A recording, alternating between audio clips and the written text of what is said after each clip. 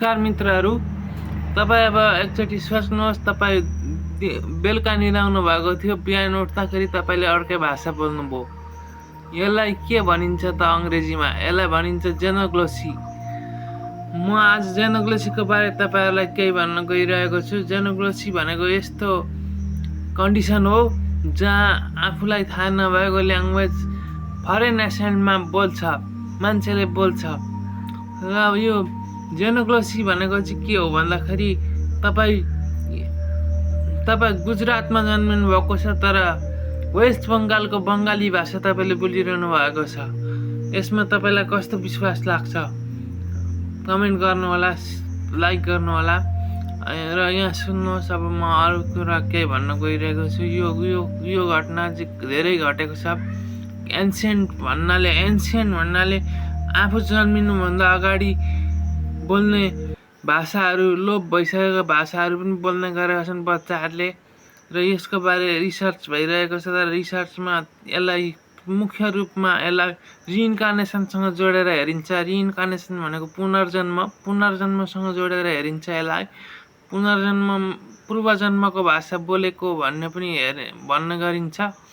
तर अब यो साइन्टिस्टहरू नै अहिले अलमलमा परेका छन्। कसरी यो मान्छेहरूले आफूले नजानेको भाषा, आफूले कहिले नसुनेको भाषा बोल्छन् भनेर छक्क परिरहेका छन् र अनुसन्धान भइरहेको छ।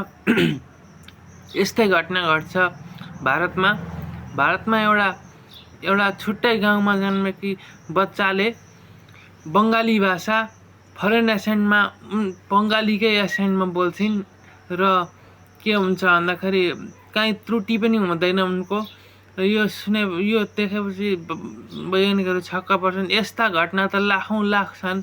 तपाईँले गुगलमा गएर अथवा युट्युबमा गएर जेनोग्लोसी भनेर सर्च गर्नुभयो भने तपाईँलाई 1000, 1500, लाखौँ पनि त्यहाँ देखिन्छ। त्यो जेनोग्लोसीको बारे भिडियोहरू देखिन्छ।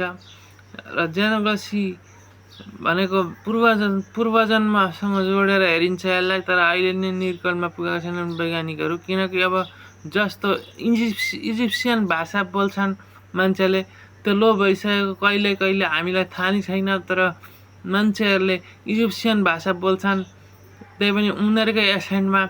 यो के भएको हो, कस्तो भएको हो, कसैलाई थाहा छैन। यो भगवानकै खेल मान्नुपर्छ। यसलाई पुनर्जन्मसँग जोडेर हेर्नुपर्छ। पुनर्जन्म भनेको एउटा शरीर नष्ट भइसकेपछि अर्को शरीरमा जाने प्रक्रियालाई पुनर्जन्म भनिन्छ।